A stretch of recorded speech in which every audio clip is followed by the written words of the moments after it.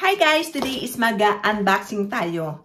I think ito yung in-order ng husband ko para sa aming orasan. Ayan, kasi yung isang orasan namin o yung wall clock is hindi na gumagana. So, lagi akong tumitingin, napapansin niya.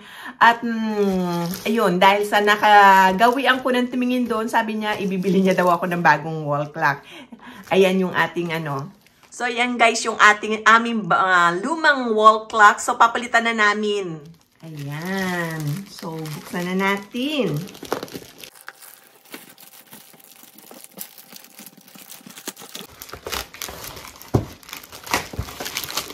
Ito yung, guys, yung in-order ng husband ko sa internet. Kasi hinanap niya talaga. Tumitingin kami sa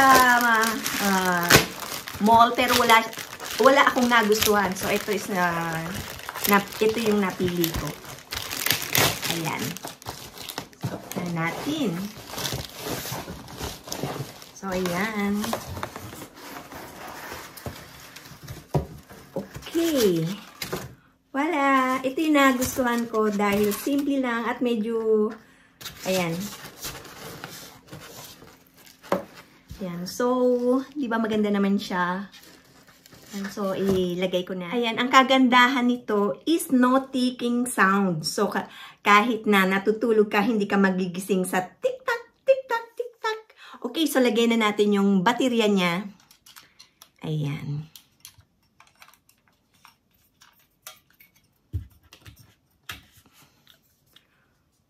Ayan na. So, ilagay ko na yung oras.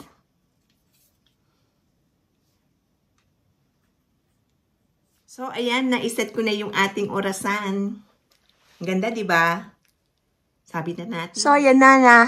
Inilagay ko na yung aming orasan. Yay! Ayan na yung ating orasan. O, di ba? Ang ganda niya.